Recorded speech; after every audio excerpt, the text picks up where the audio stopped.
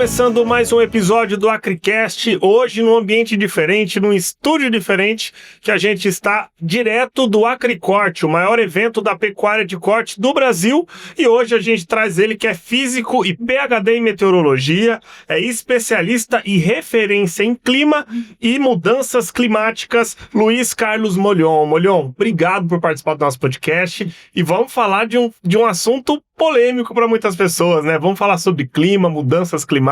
Seja muito bem-vindo, Molhon. Muito obrigado, é uma satisfação estar aqui no seu podcast. Vamos começar falando então um pouco sobre os climas, né?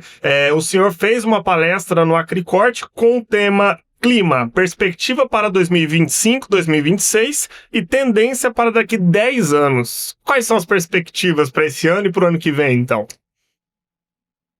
Bom, um dos fatores dominantes que controla o clima global são os oceanos, né? Nós temos 71% de oceanos que cobrem a superfície do planeta e a atmosfera é aquecida por baixo, o ar em contato com a superfície. Tanto assim que você vê que as temperaturas mais elevadas estão aqui.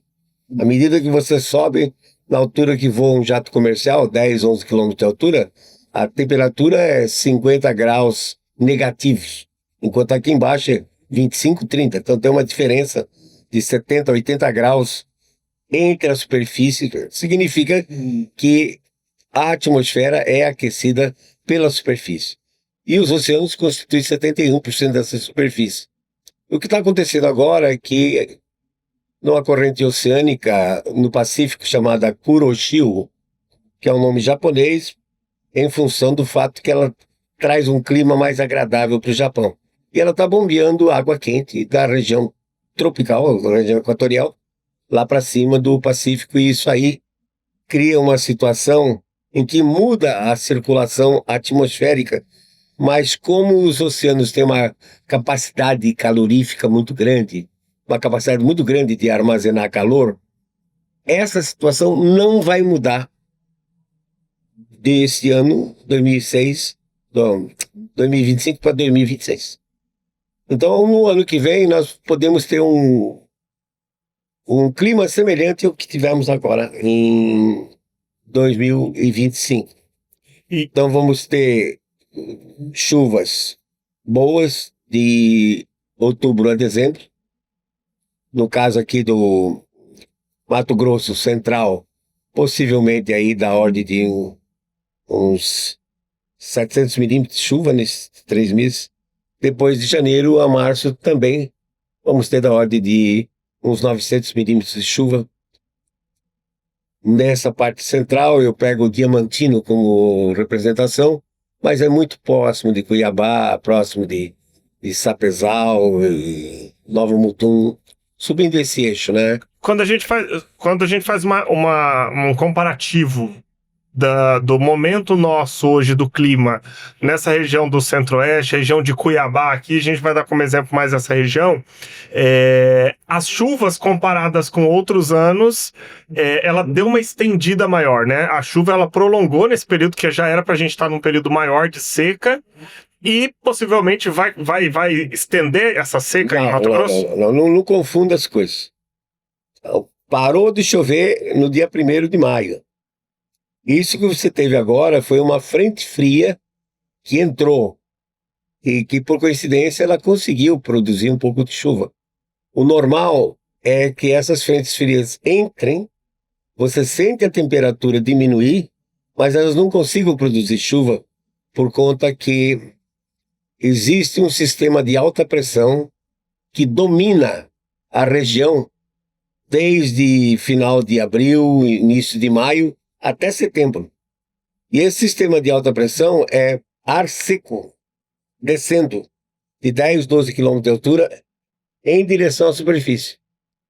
Ele inibe a formação de nuvens de chuva. Então, muitas vezes entra uma frente fria dessa e não consegue produzir chuva, embora você sinta a diferença de temperatura. Então, a mensagem que eu vim trazer é que de outubro a março não vamos ter problema, mas pode ser que se repita o março desse ano.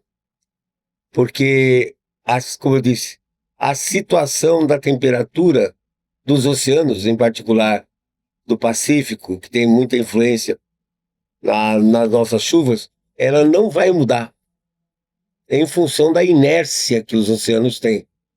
Não é como o ar, que uma hora está quente e de repente fica frio. Não, o oceano, uma vez que ele acumula calor, fica muito difícil ele dissipar esse calor de forma imediata. Então nós podemos ter esses próximos 2 anos, 2026, 2027, até com muito parecido o clima com esse que está terminando agora, 2025. E o que eu quis dizer para eles é, você não precisa se preocupar, vai ter bastante água, só precisa se preocupar que organizar, vamos dizer assim, o tempo a janela de plantio, porque é possível que março dê uma abaixada na chuva, depois volta a chover um pouco em abril, mas a partir de maio de 2026 cessa a chuva de novo, né? Então não vejo grandes problemas em termos de quantidade de chuva, mas a tendência do clima para esses próximos 10 anos aqui na região é você ter o número de dias sem chuva aumentado. E como nos verões vai chover um pouco mais, então uma coisa compensa a outra. E a média de chuva, a média anual, não deve variar. Quando tem essa alteração, ela pode afetar o agro, o plantio, ou ele se adapta a isso? O que nós temos que fazer é, infelizmente, fica às vezes muito difícil, do ponto de vista burocrático, mas é ajustar a janela de plantio. É muita gente que adora fazer safrinha, né? Então, ele teria que plantar um pouco antes, colher a soja um pouco antes e plantar o milho um pouco antes, para evitar que o período de reprodução do milho caia num período desses possivelmente seco.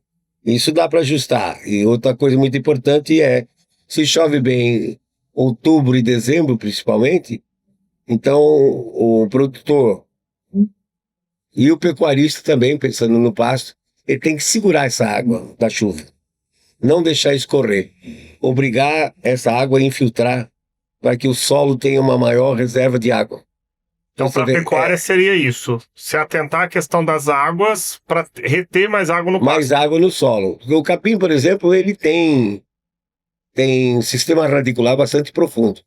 Então, se o pecuarista conseguir fazer com que essa água, principalmente das chuvas de novembro a dezembro, seja infiltrada, o solo vai estar armazenando mais água e o capim não vai ter problema. Quando vier um período de um veranico, um período seco, ele tem de onde tirar. O sistema radicular tem de onde tirar água. E a tendência para esses próximos 10 anos é um resfriamento global. Ao contrário do que você ouve na mídia, que diz que está havendo aquecimento por conta das atividades humanas. No caso, geração de energia elétrica, veículos, a industrialização coloca muito gás carbônico na atmosfera, que também nós não conhecemos, certo? Porque as fontes naturais são muito maiores. Estima-se que as fontes naturais, como os oceanos, os solos e a vegetação, coloquem aí da ordem de 200 bilhões de toneladas de carbono equivalente por ano. Mas o erro nisso é 20%. É 40 bilhões a mais, 40 bilhões a menos. Você não sabe se esse número é 160 bilhões ou 240 bilhões. Então, nosso conhecimento sobre isso ainda é muito fraco, vamos dizer assim, muito pobre. E com relação ao metano, que a pecuária é taxada, né? Inclusive existem campanhas aí no exterior para não comprar carne brasileira por conta do metano que produz, e o metano seria um dos gases de efeito estufa que estaria aumentando a temperatura do planeta. Isso aí é absolutamente ridículo. Não se preocupe com as unidades. Mas, por exemplo, se eu pegar o metano, hoje a concentração global é 1,8 partes por milhão. 1,8 ppm.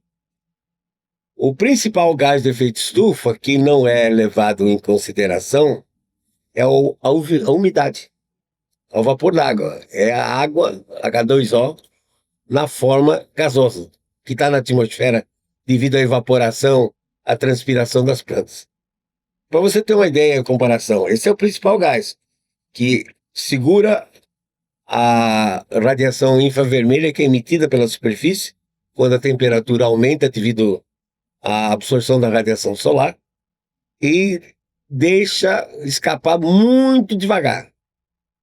Na realidade, ele não reemite em direção à superfície, só segura, como se fosse um cobertor em cima do seu corpo. Ele retarda a perda do calor do seu metabolismo. Para você ter uma ideia, nós temos uma concentração de metano de 1,8 ppm global. Aqui na região tropical, a concentração de H2O na forma de vapor é 40.000 ppm. Então, a umidade, o vapor d'água é 20.000 vezes maior. E como o metano absorve na mesma comprimento de onda, na mesma faixa de radiação do que a água, a lei da absorção dos gases diz que a absorção é proporcional à massa. Como o vapor d'água tem 20.000 vezes mais moléculas do que o metano, então o vapor d'água absorve tudo e não sobra nada para o metano. Então o metano não tem absolutamente papel nenhum na temperatura do planeta. Isso ajuda muito a desmistificar o que as pessoas falam de que o gado produz metano através do pum do boi, que ele vai emitir e isso vai afetar a camada de ozônio. E aí a gente entra com uma informação dessa de que as moléculas de água são 20.000 vezes mais e elas que acabam fazendo essa limpeza, né? Essa purificação do ar e quebrando as moléculas do metano. Então, é irrisório um possível dano que o gado poderia trazer para a camada de ozônio. Absolutamente, está perfeitamente correto. Quer dizer, se eu tenho 1,8, vou até dar uma chancezinha mais para o metano, vamos dizer 2 ppm de metano, e tenho 40.000 de vapor d'água, está na cara que a massa de vapor d'água absorve a radiação infravermelha e não sobra nada para o metano. Aliás, as medições feitas de metano nos últimos anos mostram que existem anos em que a concentração de metano diminui. Como, por exemplo, 2000, 2001, 2004, o crescimento do metano, entre aspas, foi negativo. E isso se dá exatamente em períodos em que está mais livre de nuvens, entra mais radiação solar. A radiação solar, ela quebra a molécula de água. Você tem H2O. Então, tem um oxigênio no meio e 2 hidrogênios fora. Ela quebra e fica um hidrogênio liberado e sobra um OH. Esse OH é um radical químico negativo. Ele naturalmente, destrói as moléculas de metano. Entendi. Então, pode ficar tranquilo que o gado não faz mal para o meio ambiente, para o planeta, não vai acontecer nada. Absolutamente nada. É só você ver. Eu não tenho os números na cabeça, mas se você tem uma pastagem crescer, a capim faz fotossíntese, ele vai sequestrar carbono. Tem todo sequestro de carbono que é feito também, e aí entra com a parceria que a gente tem do agro, que é a soja, o milho. Isso, também. Milho, a soja. E quando o senhor fala... na composição da ração, ele sequestra esse carbono. E parte desse carbono também é transferido para o solo. Por exemplo, raízes que morrem e tudo mais, esse carbono fica no solo. Então, a produção no capim, por exemplo, numa pastagem, ela vai produzir matéria seca, o animal vai comer e vai transformar isso em carne. Tá? Então, está literalmente uma pastagem e um animal estão sequestrando carbono do ar. Falo em carbono de maneira geral, porque CO2 tem carbono e metano, CH4 tem metano.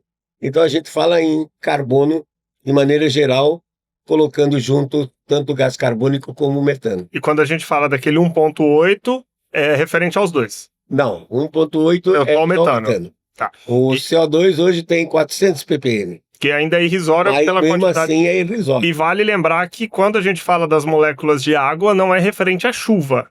Ela tem toda também a evaporação de rios e mares, né? Então a gente Exato. vai ter uma constante evaporação, uma constante produção de molécula de água. Exatamente. Você tem oceanos, né? Constituem 71% da superfície desse planeta. E só que o problema, para quem faz esse tipo de política, fica muito difícil o indivíduo dizer que umidade é poluente, né? Que a umidade está sendo produzida pelo homem quando você tem a fonte de energia, que é o sol, e 71% de oceanos.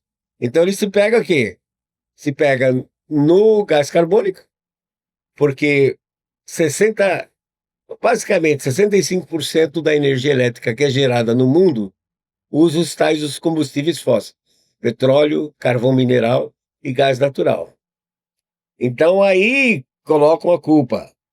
Ó, são esses gases, o CO2, que afeta a temperatura do planeta. Ou quando você aumenta a pecuária, o número de cabeças. É o metano que é responsável. Mas, na realidade, o que acontece é que existe interesse por detrás disso e que procuram esses tipos de gases que são resultantes da atividade humana para culpá-los. O aquecimento que aconteceu entre 1976 e 2005 foi perfeitamente natural. Dá para a gente ver isso do ponto de vista estatístico, porque quando você tem mais trocas de massas de ar polar, que chegam até os trópicos, então você está misturando ar frio com ar quente. A temperatura fica mais amena, então há um resfriamento global. Mas se há períodos em que essas massas de ar ficam aprisionadas nos polos e não conseguem chegar até a região tropical, como aconteceu entre 2000 e 1976 e 2005, então não tem ar frio chegando, aí o ar na região tropical vai aquecendo. Mas como também não tem paredes, quando começa a aquecer, vai chegar numa temperatura aqui na região tropical e nos polos muito frio, quando a temperatura é muito grande, o sistema quebra. É semelhante ao que ocorre, por exemplo, com uma panela no fogo. Você coloca a panela com água no fogo, qual é a água que vai aquecer mais rapidamente? É a que está no fundo. Quando ela aquece, ela fica menos densa, mais leve e ela sobe. E a água que está em cima, que está fria, desce para ser aquecida. Então forma uma circulação da água dentro da panela. A água fria descendo e a água quente subindo. A mesma coisa acontece na natureza. Se o ar está muito quente na região tropical e fica muito frio no polo, chega num momento que começa a haver maior troca de massa de ar polar. E é isso que está acontecendo mais ou menos a partir de 2006. A atmosfera leva uns 4 anos para responder, então a gente vê já as primeiras geadas em 2010 e agora mais frequentemente, possivelmente até 2034, nós vamos ter maior trocas de massa de ar polar com massa de ar tropical, na tentativa da natureza de equilibrar as coisas. Se tem déficit de energia nos polos e excesso na região tropical, então vai transportar esse excesso de energia para o polo e trazer ar frio para a região tropical. E aí vem aquelas conversas de as geleiras descongelando, o nosso clima aqui mudando. É verdade, não é? Não, o movimento das geleiras, ele é um movimento natural que depende muito da fonte de umidade que está sendo oferecida para a geleira. Então nós temos o caso clássico do Monte Kilimanjaro, em Quênia, em que a neve desapareceu. Aí, no começo dos anos 70, 80, a neve desapareceu. Aí, não, isso é aquecimento global, o homem é responsável pela perda da neve no Kilimanjaro. Agora o Kilimanjaro está de novo cheio de neve. A culpa é de quem agora? Culpa de quem agora, né? Então foram estudar e viram o seguinte, que durante aquele período em que a neve desapareceu, os ventos mudaram e não traziam muita umidade para o Kilimanjaro. Agora os ventos voltaram ao que tinha antes e estão trazendo mais umidade. É porque o gelo da Antártica está desaparecendo, vai derreter tudo, nível do mar vai subir, né? 30% da população da Terra que vive nas regiões costeiras vai ter que ser deslocado. Isso tudo é besteira. Na Antártica, que é, na realidade, um continente enorme, só o continente antártico é 14 milhões de quilômetros quadrados. A América do Sul tem 16 milhões, o Brasil tem 8,5. Mais o gelo que se forma em volta chega a dobrar o tamanho da Antártica. Chega a 30 milhões de quilômetros quadrados. O gelo na Antártica, agora nesse período 2000 a 2006, aumentou em cerca de 350 bilhões de toneladas o gelo.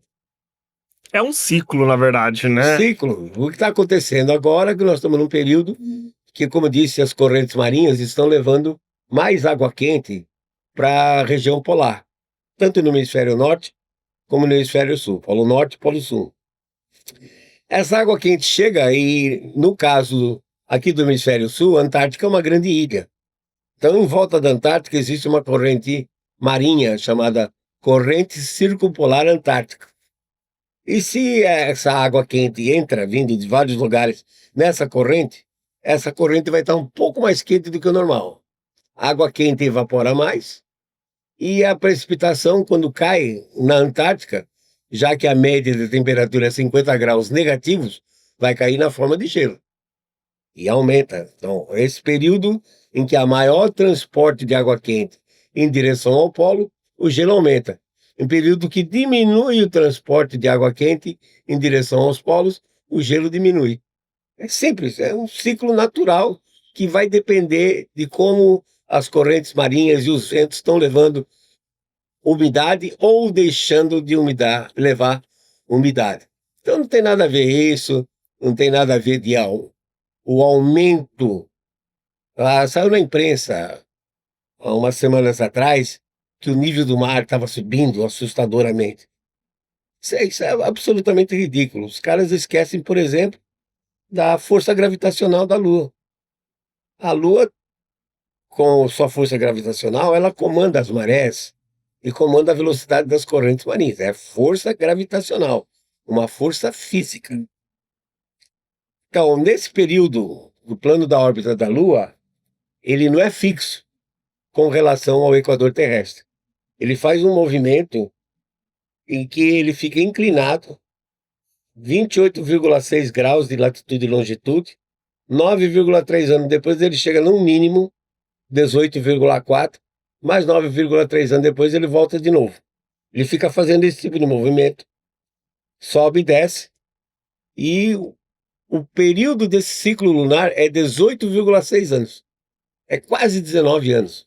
E 19 anos para uma pessoa, a vida de uma pessoa, é muito tempo na vida. Então, o que acontece é que agora, nesse período, coincidiu agora do dia 22 de março de 2025, o plano está mais inclinado. Aí ele acelera as correntes marinhas, leva mais calor, leva mais água quente, e o nível do mar aumenta lá.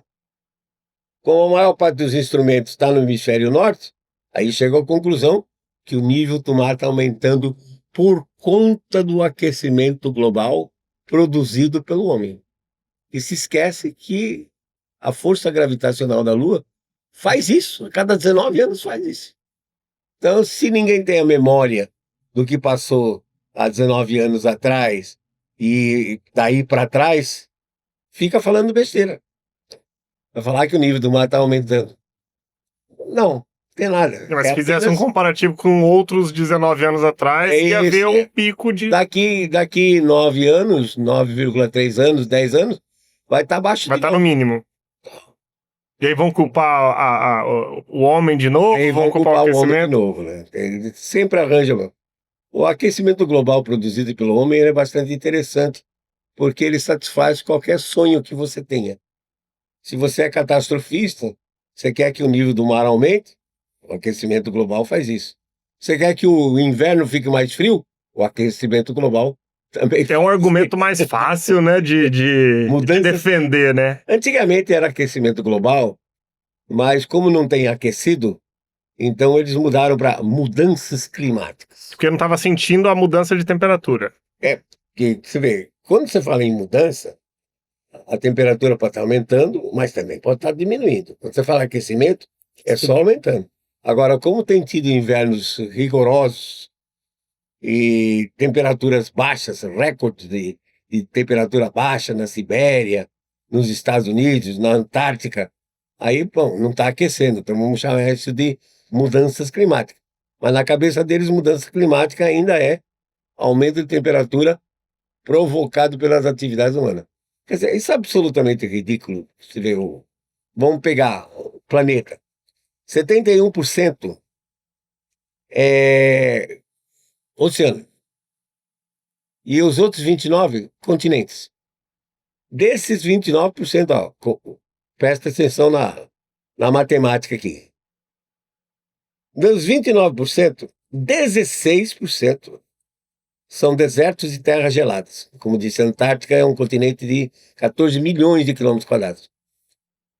Então, 29 menos 16 sobra 13. Dos 13, ainda nós temos 7% de florestas. Florestas tropicais, como a Amazônia, Congo, Bornéu, na Ásia, mas também tem florestas temperadas, ou seja, florestas boreais, no norte do Canadá, norte da Europa, norte da Rússia. Então, aí, 13 menos 7, 6. O homem, com todas as suas cidades, seus campos cultivados, só manipula 6% da superfície terrestre, contra 71% de oceanos. Aí você vê que não tem como a atividade humana mudar o clima do planeta, né? O clima do planeta, ele é controlado primeiramente pela fonte de energia, que é o Sol, que está a 150 milhões de quilômetros de distância, porém, é uma fonte de energia que não é fixa, ela é variável. E agora tem uma cientista física solar, a Valentina Zarkova. Ela é russa, mas ela mora nos Estados Unidos. Ela disse que agora, de 2030 a 2040, o Sol vai entrar num período de baixa atividade. Segundo a previsão dela, o Sol vai reduzir em 60% a sua atividade. Só que, em termos de radiação solar, não vai mudar. A fotosfera do Sol continua praticamente com a mesma temperatura. Muda o campo magnético solar. E quando o campo magnético solar muda, ele enfraquece quando o Sol está com baixa atividade, entram mais partículas de alta energia vindo do espaço exterior, que são produzidas por explosão de estrelas supernovas.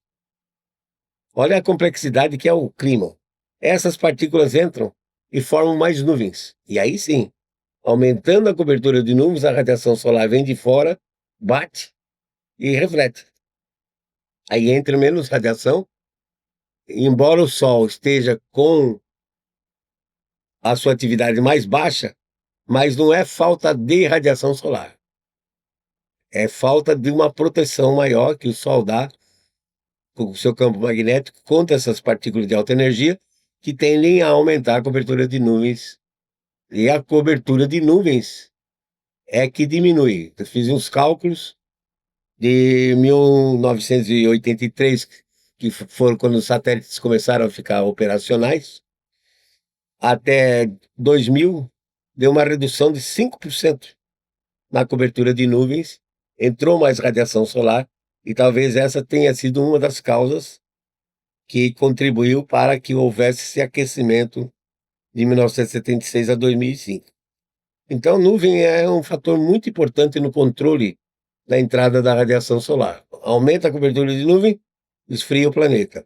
diminui a cobertura de nuvens, entra mais radiação solar. Isso é o que você sente no dia a dia, né?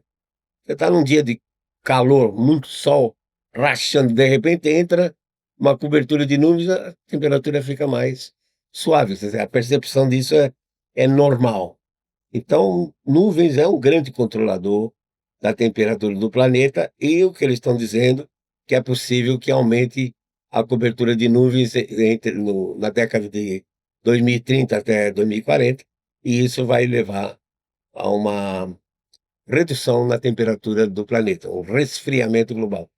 Molhão, para a gente já caminhar para o final, fazer uma pergunta que não sei se isso pode ter a ver com toda essa mudança climática, mas quando a gente pega casos como aumento de chuvas no sul do Brasil, região do Rio Grande do Sul, aqueles problemas ali na região do Canadá, isso tem alguma influência climática? Isso é mais regional? Existe uma grande confusão, inclusive quem acompanhou esses jogos essa Copa que a FIFA fez de clubes, Mundial de Clubes, né? várias vezes tiveram que parar o jogo por conta, aí diz, por conta das condições climáticas. Não tem nada a ver com clima. Clima, por incrível que pareça, não é físico, é estatístico. Quando eu digo o clima da sua região tem uma temperatura média, por exemplo, durante o dia de 30 graus, o que eu estou fazendo, eu estou pegando 30 anos, no caso se usa atualmente 1991 a 2020, fazendo a média desses 30 anos e dizendo que a sua temperatura média é 30. Isso é o clima. Isso é o clima. Ou que a chuva média da sua região é 1.600 milímetros por ano. É o clima. Mas de ano para ano varia por causa das condições de tempo atmosférico. Então, o que acontece no sul do Brasil?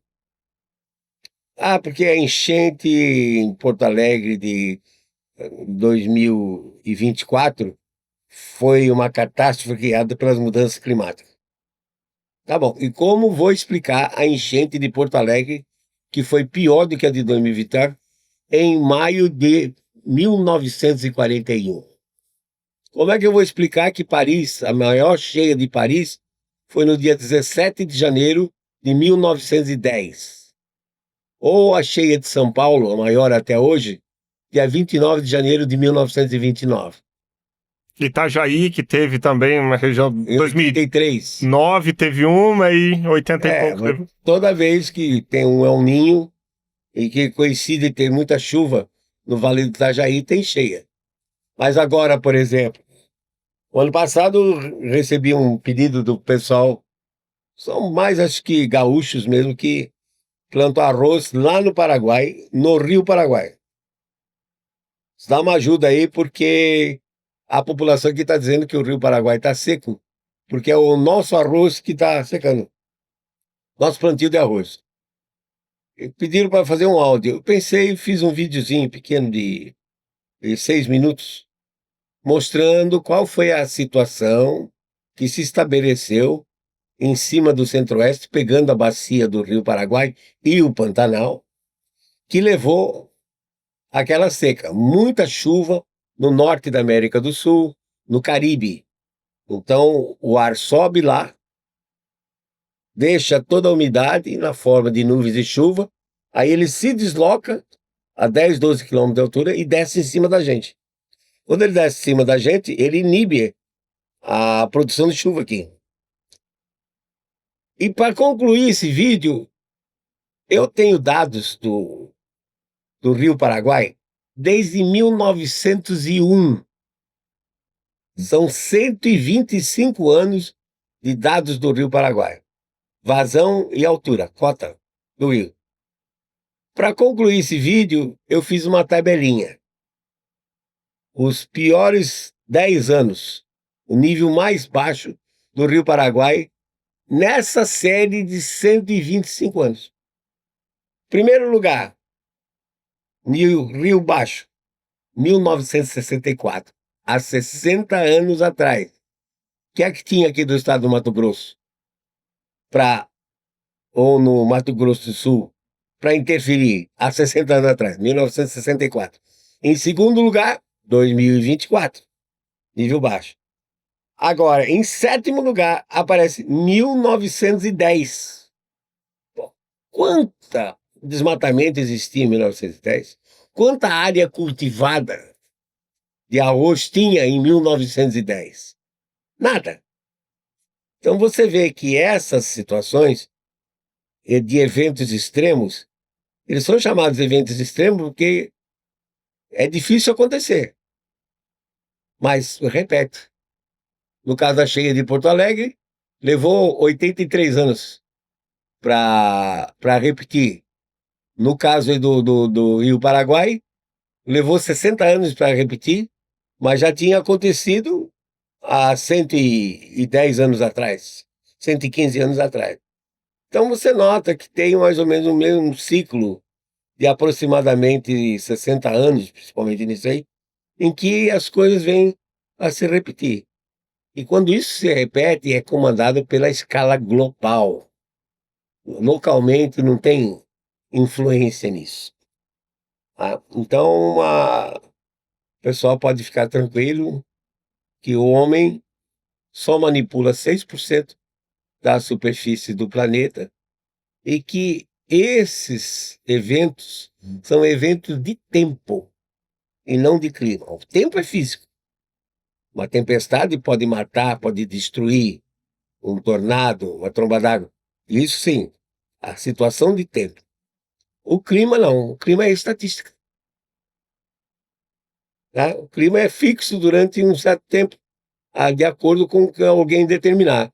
Você vai usar o período de 1991 a 2020 para definir o clima de Cuiabá.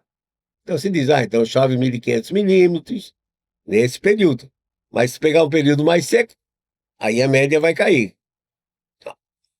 Então é isso, confunde. Você ouvia muito falar aí nesses jogos as condições climáticas. Não tem nada a ver com condições climáticas. Condições do tempo. O que fez produziu aquele desastre aí no Texas, agora no dia 4 de julho, não tem nada a ver com o clima. O clima do Texas é seco.